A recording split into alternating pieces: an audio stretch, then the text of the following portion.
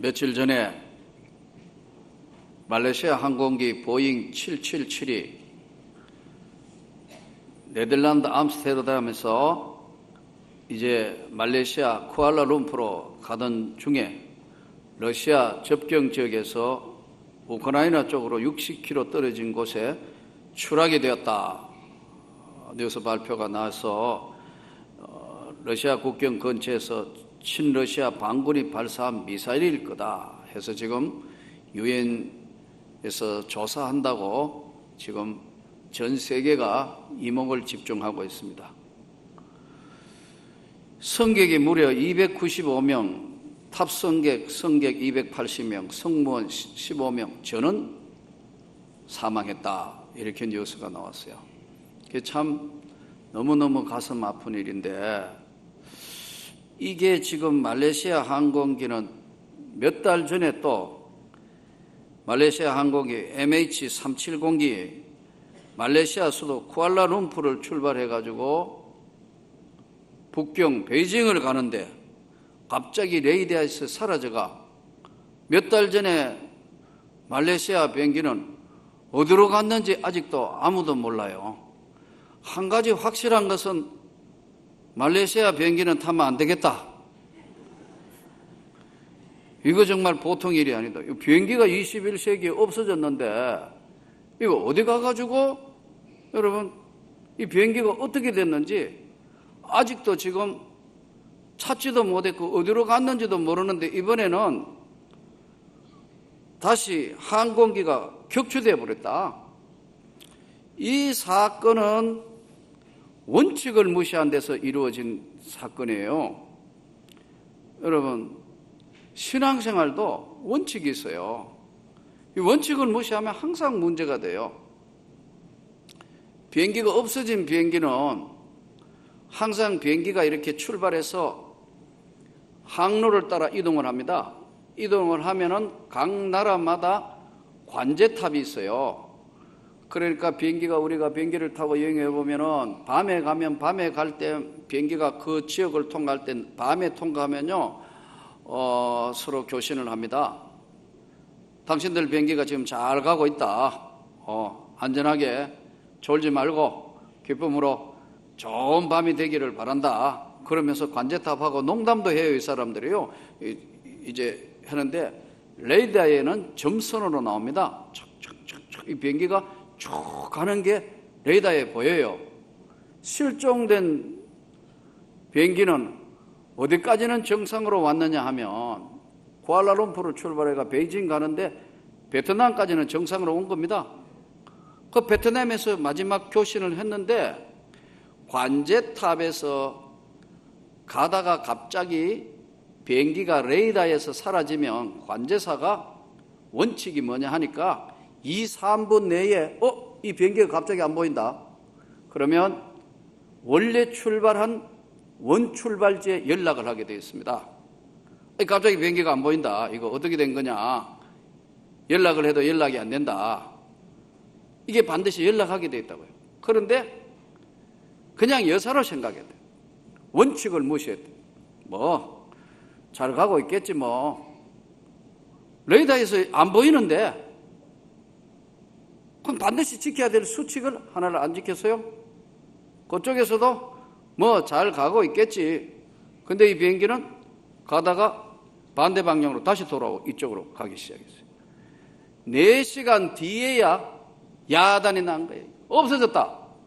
비상연락 해보니까 2시간 지내고 난 뒤에 비상연락, 비행기 관제탑에서 연락하는 송신이 아닌 다른 비상연락을 해도 비행기 안에 탑승된 사람하고 전혀 연락이 안 된다.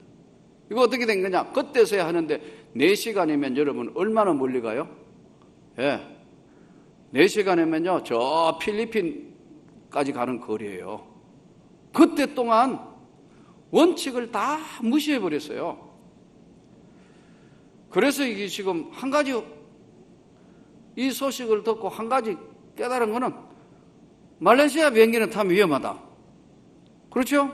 이제 만일 그런 비행기 탈 때마다 그렇고 말레이시아 비행기뿐만 아니라 모든 사람들이 비행기 탈 때마다 굉장히 불안감을 조성한다. 야, 이거 괜찮을까?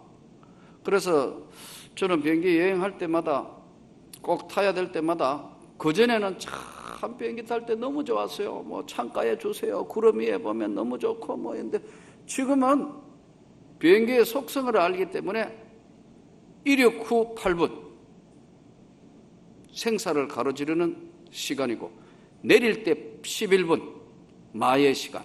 이 비행기가 땅에 내려야 안전한 겁니다. 이게.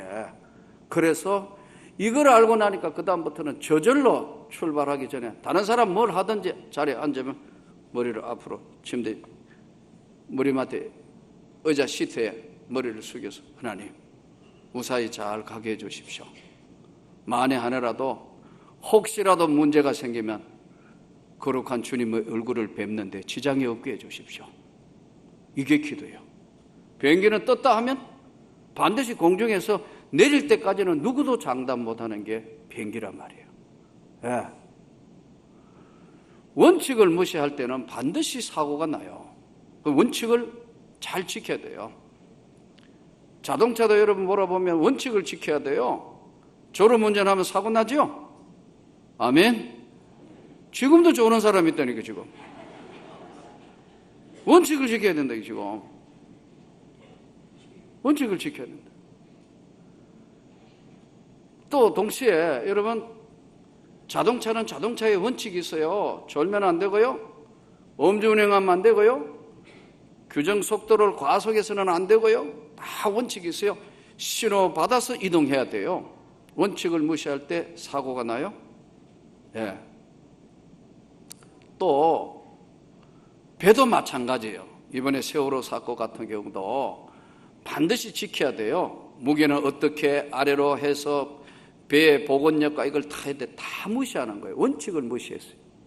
여러분 신앙생활도 원칙이 있다니까요. 아멘. 하나님의 말씀대로 다 지켰는데 좁은 문으로 들어가라. 그 길은 협착하고 찾는 이가 적음이니라. 그러나 넓은 길로 가는 것은 멸망의 길이기 때문에 아무도 통제 안 한다. 그러니까 너희 마음대로 가는 사람들 그 사람들이 아니고 너희는 좁은 길을 가는 사람이다. 예수님 말씀이. 오늘 우리가 보통 사람 믿을 수 있다.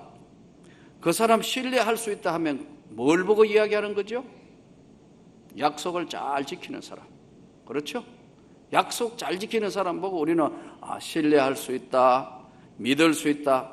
그럽니다. 그래서 선진 사회일수록 약속을 잘 지키는 사회입니다. 신용 사회예요. 신용을 엉망으로 하게 될 경우에는 그만한 페널티를 물어요. 그만큼 많은 손해를 보게 합니다. 내게 비록 가지고 있는 돈이라든가 내게 있는 현금 능력이 없다 하더라도 정확하게 신용을 지킨 사람에게는 얼마든지 융자도 해주고 그만큼 보상을 해줘요. 이게 뭐냐면 신용사회입니다. 오늘 우리가 하나님과의 약속은 내주와 맺은 언약은 영불변하시니 그 나라 가기까지는 늘 보호해 주신다고 주님이 약속하셨다. 여러분 이 약속을 믿습니까? 우리는 오늘 말씀의 제목이 그 약속이에요. 하나님과 약속한 약속은 변함이 없다는 거예요. 오늘 이 본문은 6절이 핵심이에요. 본문 6절을 다시 한번 우리 보시기 바랍니다. 6절 다 찾았으면 아멘. 한 목소리로 큰 소리로 우리 6절을 다시 한번 봉독합니다. 이제도 여기 서서 신문 받는 것은 하나님이 우리 조상에게 약속하신 것을 바라는 까닭이니. 하나님이 조상들하고 약속한 것이 뭐냐는 거예요. 첫 번째는 우리가 누구하고 약속했느냐. 굉장히 중요한 거죠. 누구하고 약속했느냐. 약속의 대상자가 누구냐. 연인들끼리 약속하잖아요. 우리 언제 결혼합시다. 사랑합니다. 그래서 사랑의 정표로 반지도 교환하고 이제 결혼을 약속한 사이. 이건 뭐죠? 약속이에요. 결혼도 약속입니다. 예. 그 약속을 확실히 하기 위해서 식을 하고 난 뒤에 그 다음에 뭐예요? 혼인신고를 하는 겁니다. 여러분 우리 세례 받는 것은 예수님과 결혼식 한 거예요. 아주 쉽게 이야기하면. 여러분 세례 받으셨죠? 왜 아멘 안 해요? 세례 받으셨죠? 예수 그리스도와 연합했다 이거예요. 예수와 동시에 같이 동거하고 사는 삶을 살기 위해서 내 구주로 모시고 내가 그 하나님의 약속에 따라 살도록 하는 것은 바로 약속이에요. 또 친구들끼리도 약속하죠. 친구들끼리, 우리가 친구들끼리 약속을 잘 지키는 친구를 뭐라 그러죠? 의리 있다. 그 친구는 참 신뢰할 수 있고 의리도 있다. 약속을 잘 지킨다는 거죠.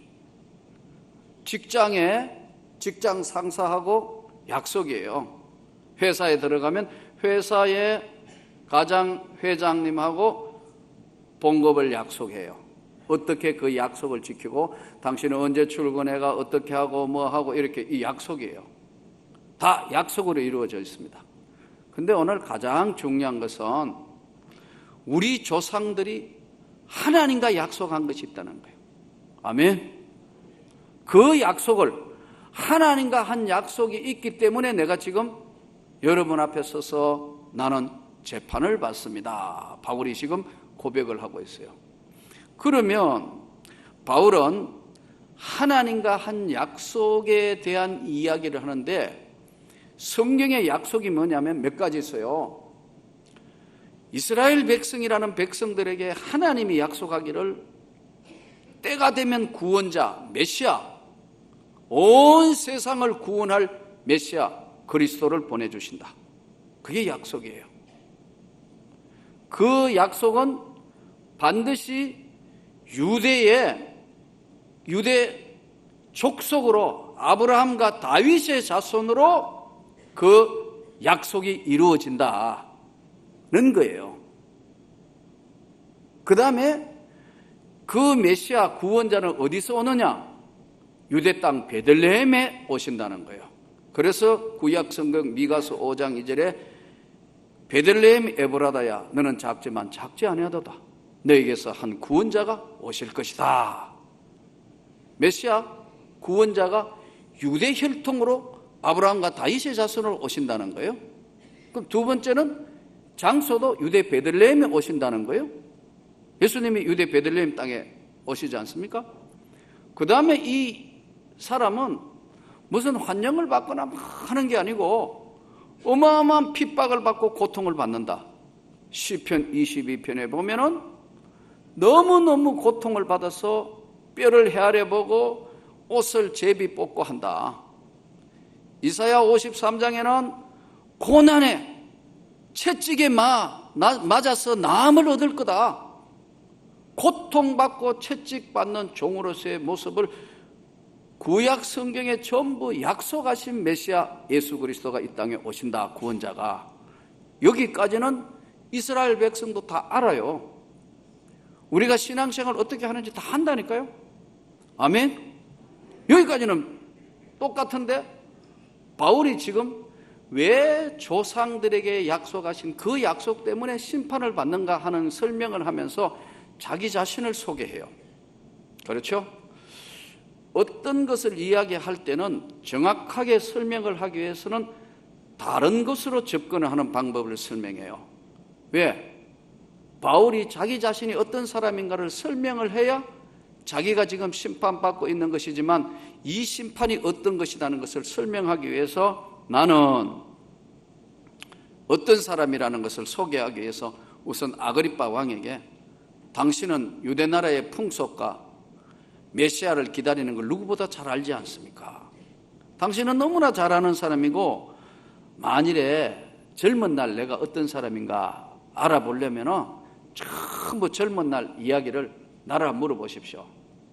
내가 젊은 날에 유대에서 제일 엄한 파인 바리새파에 내가 엄한 파를 따라서 내가 신앙생활 했는 걸 젊은 날 어떻게 신앙생활 했는가 하는 걸 다 잘 알 겁니다. 그러면서 아그리빠 왕에게 우리 12지파가 밤낮으로 기다리는 메시아, 이 땅에 하나님이 인간의 몸을 입고 오는 메시아를 기다리는데 나도 열심히 기다리면서 기도하며 기다렸는데 하나님이 죽은 사람 살리시는 걸 아그리빠 왕 당신은 믿을 수 있습니까? 믿습니까? 못 믿습니까? 이렇게 도로 물어요. 그러니까 아그리빠가 얼마나 곤란하겠어요. 그렇죠? 당신은 하나님이 죽은 사람을 살리신 것을 믿습니까? 그러니까 믿으십니까? 왜 못 믿으십니까? 하니까요, 예수님이 이 땅에 오셔서 죽은 나사로를 살렸어요. 온 유대가 다 아는 사건을 지금 설명하기 위해서 하나님이 죽은 사람 살리는 걸 아그리빠 당신은 왕이면서 못 믿으십니까? 그러면서 나도 나사렛 예수가 하나님의 아들이라는 것을 처음에는 받아들일 수가 없었습니다. 그래서 대제사장 공문 받아가지고 예수 믿는 사람들 죽이기도 하고 옥에 가두기도 하고, 스데반을 죽일 때는 찬성표 던지기도 하고 가편 투표하기도 하고 온갖 것 다 했고, 외국의 성까지 쫓아가서 예수 믿는 사람들 다 핍박한 사람입니다. 젊은 날 저는. 그러면서 대제사장 공문을 가지고 다메섹에 가서 이번에는 전부 뿌리를 뽑아야 되겠다고 갔던 사람입니다. 여기까지 자기 자신에 대한 분명한 이야기를 합니다. 그런데 내가 왜 이 자리에 서 있느냐 하는 내용의 이야기입니다. 여러분, 그러면 유대인들이 참 이상한 게, 유대인들이 왜 예수를 믿지 않을까요? 지금도 안 믿습니다, 여러분. 아직도 메시아가 오지 않았다고 유대인들은 메시아를 기다리고 있다니까요, 유대교가. 그럼 왜 믿지 않느냐는 거예요. 이 사람들이 조금 전에 가장 중요한 원칙을 무시하고 자기 자의적 해석을 하는 거예요. 여러분, 무섭습니다. 우리가 오늘 신앙생활을 똑바로 해야 되는 이유가 여기 있습니다. 저는 우리 명문교회가 건강한 교회가 되기를 원합니다. 성령 충만할 뿐만 아니라 말씀에 확실하게 벗어나지 않는 살아있는 하나님의 말씀이 주관하는 교회가 되기를 원합니다. 이거 무시무시하는 거예요. 마태복음 27장 24절에 보면요, 아주 재밌는 기절이 나와요. 빌라도가 예수님을 재판하는 그날, 그 빌라도의 현지 부인이 찾아옵니다.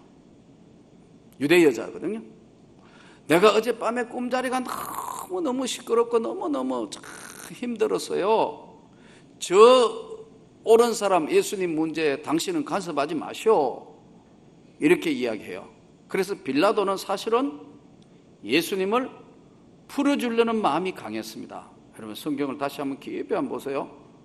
근데 이제 제사장들과 서기관들과 유대인들이 쫙 몰려옵니다.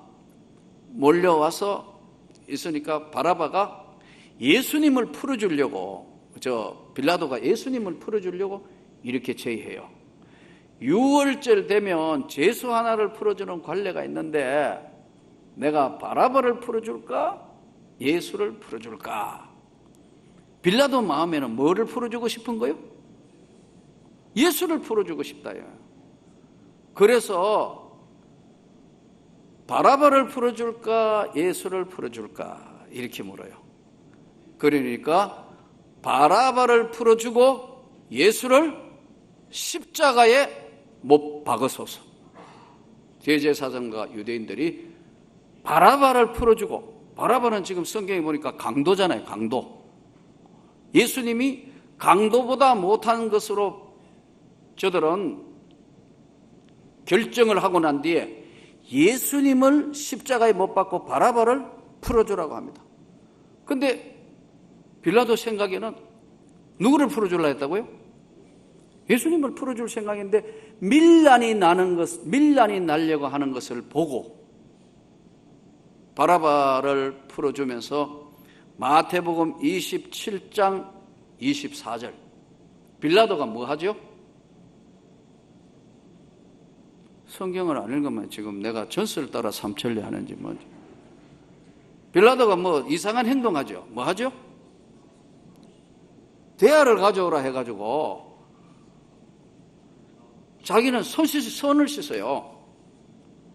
총독이 갑자기 재판하다가 대야 가져와 해가지고 대야에 가져오니까 물 떠온 대야에다가 자기는 손을 씻으면 뭐라 합니까? 나는 이 일에 손 씻으니까 깨끗하다. 그럼 빌라도가, 제가 한번 여러분에게 물어봅시다. 빌라도가 예수를 십자가에 못 박는 판결을 내렸는데 대하에 손 씻었다고 괜찮을까요? 여러분 한번 정직하게 한번 물어봅시다. 빌라도는 나 아무 책임 없어. 나 아무 책임 없다니까. 대하에 가져 손 씻어서 나 아무 죄 없다. 없다. 빌라도 죄 없는 거예요? 어떻게 생각해요?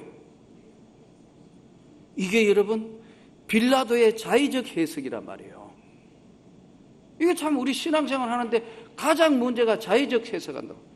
가룟 유다가 왜 가룟 유다 됐죠? 300데나리온이나 나오는 저거 팔아가지고 가난한 자한테 주면 좋겠다.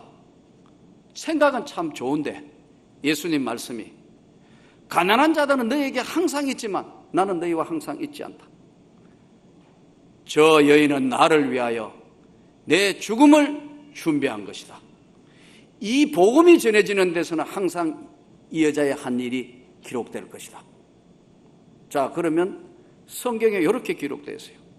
가롯 유다는 가난한 사람에게 주려고 생각한 게 아니고 도적인 까닭에, 도적의 마음을 가지고 300데나리온 하면은 그 돈을 항상 슬쩍 하겠다고 생각하는 마음에 도적의 마음을 가지고 있었다는 거예요. 그럼 여러분 가룟 유다가 스승 예수를 팔았어요? 예? 가난한 자에게 준다고 이야기하지만 그 마음은 도적의 마음인데 용서가 되나요? 우리가 오늘 신앙생활하면서 잘못하면 자기 합리화를 많이 해요. 내 사정 다 아는데 주님이, 내 형편 다 아는데 주님이, 이래서 주님의 원칙을 무너뜨려 버립니다. 대하에 손 씻는다고 해결이 된 게 아니에요. 우리가 오늘 하나님 앞에 바른 신앙생활이라는 것은 언제나 여러분, 나는 여러분이 성경대로 말씀대로 믿으시기를 바랍니다. 이 원칙을 무너뜨릴 때는 실종되는 비행기하고 똑같이 레이더에서, 천국의 이름에 레이더에서 사라질 수도 있다. 절대로 여러분 그냥 들으면 안 돼요. 우리가 오늘 정말 조심스럽게 신앙생활 한 걸음 한 걸음 좁은 길로 가야 합니다. 한 번 구원은 확실한 구원이지만 내 마음대로 해석하는 사람은 더 위험하고 무서운 사람들. 여기서 유대인들은 왜 예수님을 받아들일 수 없었는가? 그 첫째는 정치적인 이유였습니다. 자기들에게 오실 메시아는 하나님의 뜻보다는 인간의 방법으로 로마 식민지에서 벗어나고 힘을 가진 왕이 와서 로마를 무너뜨려 줄 것으로, 보복해 줄 것으로 기대를 했습니다. 정치적인 해방을 원했어요. 두 번째, 메시아가 오면, 구원자가 오면 자기들은 노력하고 열심히 일 안 해도 빵 문제, 경제 문제, 실업자 문제 몽땅 해결될 줄 알아요. 여러분 착각하면 안 돼요. 우리가 예수 믿는다고 항상 부자 되는 거 아니에요. 나는 열심히 노력하기를 바랍니다. 성실하기를 바랍니다. 자기는 열심히 성실하고 노력하지 않으면서 아무것도 안 하면서 그냥 막 예수만 믿으면 복의 근원 강림해가지고 경제가 술술술술 다 잘 풀린다. 그것은 성경이 아닙니다. 여러분. 유대인들이 기대하고 있는 것하고 똑같은 경제의 문제는 일생 동안 나는 여러분이 열심히 노력하기를 바랍니다. 성실한 사람이 잘 살고 최선을 열심히 한 사람이 축복받는 사회이지, 아무것도 안 하는 사람한테 여러분 하나님 믿는다고만 해가 다 축복받고 부자 된다. 그건 거짓말입니다. 성경하고 전혀 다른 얘기입니다. 아멘. 정치적인 해방, 경제적으로 아무것도 안 해도 계속해서 무료 공짜만 받는다. 여러분 세상에 공짜는 위험한 겁니다. 남미 한번 보세요. 스페인 한번 보세요. 유럽 한번 보세요. 복지는 해야 되지만 전부 공짜 하면 나라는 거들나게 되어 있습니다. 이것이 성경이 이야기하는 하나님의 법칙입니다. 그런데 저들은 그걸 원하는 거예요.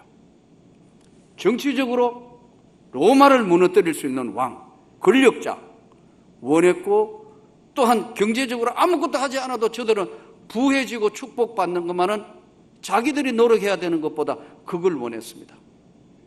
동시에 저들에게 온 메시아 구원자는 이방 나라들은 다 멸망시켜 줄 것을, 보복할 것을 원했습니다. 그러나 이 땅에 오신 주님은 그런 주님이 아니고 가장 낮고 낮은 천한 유대 베들레헴 땅에 아기의 모습으로 이 땅에 오셔서 가난하고 병든 사람 모든 사람들에게 심령이 가난한 자는 복이 있나니 천국이 너희 것이다. 지금은 애통해야 하지만 위로를 받을 것이다. 마음이 깨끗한 자가 하나님을 볼 것이다. 청결한 자가 하나님을 볼 것이다. 인생의 어떤 어려움도 화평한 자가 하나님의 아들이라 칭함을 받으리라. 회개하라, 천국이 너희에게 가까이 왔다. 이 예수는 껍데기, 눈에 보이는 껍데기가 아닌 가장 낮고 낮은 가운데 영혼의 구원과 영혼의 만족함과 영혼의 축복을 통한 이 땅의 삶의 행복을 이야기하는 겁니다. 우린 대부분 다 거꾸로 구합니다. 권력이 있어야 행복한 줄 알고, 명예 있어야 행복한 줄 알고, 반드시 어느 정도 돈이 있어야 행복한 줄 알고, 반드시 남보다 밟고 올라서야 나는 행복한 것인 줄 알지만, 주의 사랑은 베푸는 사랑입니다. 주의 사랑은 나누는 사랑입니다. 주의 사랑은 아래로 내려가는 흘러가는 물과 같습니다. 이것이 예수님의 말씀이고 예수님의 정신입니다. 이 예수가 오니까 자기들 보니까 도저히 받아들일 수 없으니까 십자가에 못을 박았습니다. 오늘 원칙을 지키지 않는 신앙은 대단히 위험합니다. 저는 오늘 여러분들이 어려울수록 신앙의 원칙을 지키기를 소원합니다. 주의를 기억하여 그렇게 지키십시오. 아무리 어렵고 힘들더라도 주의는 내가 하나님의 말씀대로 나는 지킬 거다. 내 삶의 가장 어렵고 힘든 자리에 있더라도 소득의 11조는 내 것이 아니고 하나님의 것이다. 난 최선을 다해서 내 삶의 주님을 받들고 봉사하고 헌신할 거다. 여러분, 이 약속의 원칙을 지키는 자에게 주님은 이렇게 말씀하셨습니다. 보라, 세상 끝날까지 너희와 항상 함께 있으리라. 네가 어디로 가든지 무엇을 하든지 내가 너와 함께 하느니라. 무엇을 하든지 어디로 가든지 어디에 있든지 나는 너의 하나님이다. 오늘 이 주의 말씀을 붙들고 여러분 한 주간 동안 원칙을 잘 지키는 명문교회 성도 되기를 원합니다. 원칙을 잘 지키는 신앙의 믿음을 지켜서 하나님이 기뻐하시면 오늘 바울이 고백하면서 나도 예수가 어떤 분인지 몰랐는데 그 예수는 초상의 약속으로 인류의 약속으로 오신 그분이 바로 구원자다. 이것을 오늘 고백하면서 그 자리에 서서 외치는 바울의 심정으로 돌아가서 원칙을 지키면서 하나님께 영광을 돌리는 한 주간의 우리 삶이 되기를 주 예수 이름으로 축원합니다.